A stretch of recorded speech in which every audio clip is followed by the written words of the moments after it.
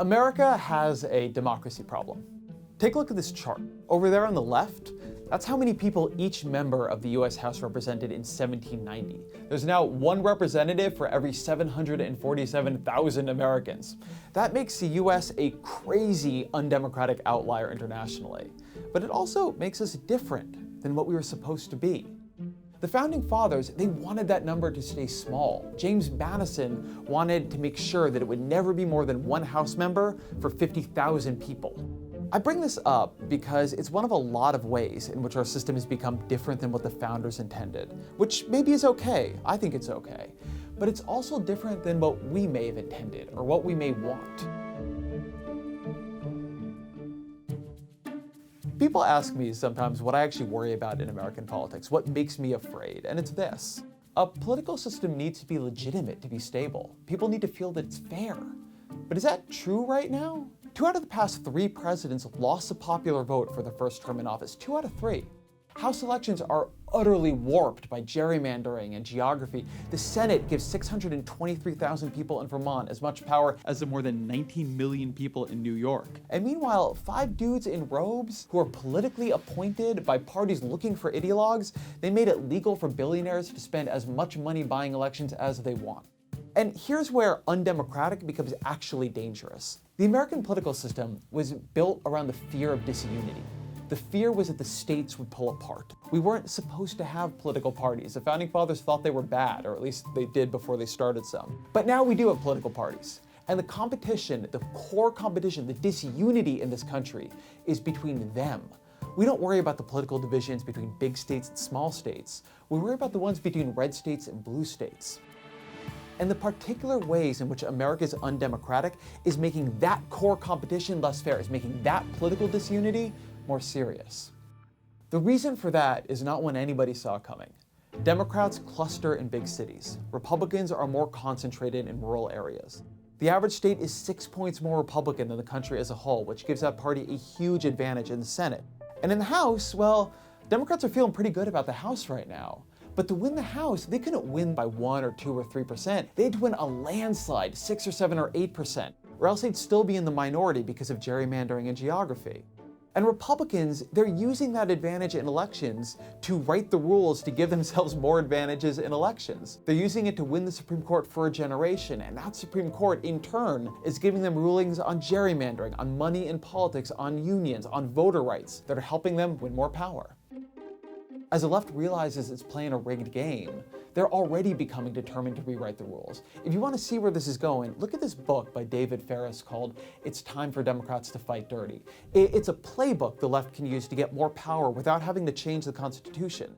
And they can do a lot. He recommends statehood for DC and Puerto Rico. He recommends breaking up California into 7 states in order to add at least a dozen new Democratic senators. He tells Democrats to pack the Supreme Court by increasing the number of justices in order to crack the conservative majority. He wants winner-take-all elections to be replaced with ranked choice voting in the House and to increase the number of representatives to 870.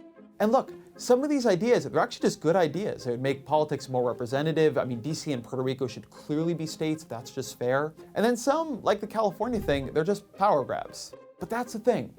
As Democrats feel the right has been engaged in one long power grab, they're starting to feel like suckers for not grabbing more power themselves. And it's why you see the rise of street fighter, do-anything Democrats like lawyer Michael Avenatti. When they go low, I say, we hit harder. Even Eric Holder, President Obama's former Attorney General, has taken up the battle cry. When they go low, we kick them. That's what this new Democratic Party is about. But just imagine Democrats take power and run some version of the Ferris playbook in 2020 or 2024. There will be an equal and opposite reaction among Republicans. Now the system will feel unfair to them. And you could just see a cycle of escalation here that destroys the basic legitimacy on which American politics rests. We need something better than that. We need more than power grabs on both sides. We need actual principles we can use to build a political system that works better. We treat our political system as if it were like etched on stone tablets and carried by George Washington down from Mount Sinai. But it wasn't. We've changed it a lot. But we haven't changed it recently. It's weird. The further we get from the founding, the more afraid we are to touch the system. There were 27 amendments to the Constitution before '92. There have been 0 since then, and there's not like there's one on the horizon. That's not how we do things anywhere else. States routinely amend and even rewrite their constitutions. On average, each state has had 3 constitutions, and Louisiana, they've had 11. It's only at the national level that we've come to believe our political system should be frozen in amber, that however we're doing things is how we should keep doing them. And puzzlingly, we've decided that not when we think our political system is great, but at the exact time that Americans are losing faith in our political institutions. I suspect our true belief is not that our system of government is performing so well that it should be immune to change, but that we are performing so poorly that we don't trust ourselves to change it. Which is sad. But this is our political system. We can't run away in self-loathing. It needs to work for the country we actually have. We can't have an old compromise between states leading to a civil war between parties. But to change it, we need a theory of what makes a political system legitimate in the first place. And that means we need some criteria by which to judge it. Robert Dahl, one of the most respected political scientists of the 20th century, he believed the ideal US Constitution would 1. Maintain democracy, 2. Protect fundamental rights, 3. Ensure fairness among citizens, 4. Encourage forming consensus, and 5. Provide a government that is effective in solving problems. I like that as criteria. I think that would make sense. If you don't like it, that's fine. What you need then is to come up with something better. The one thing we can't do is just stay still. America's in an unstable equilibrium. Its current political system is producing outcomes that feel illegitimate to the left. Any effort to reform that system feels like it would produce outcomes that feel illegitimate to the right. We need something deeper than that. We need something that would feel legitimate to both sides and would actually work. We can't stay right where we are. So that means the answer is simple. We must move.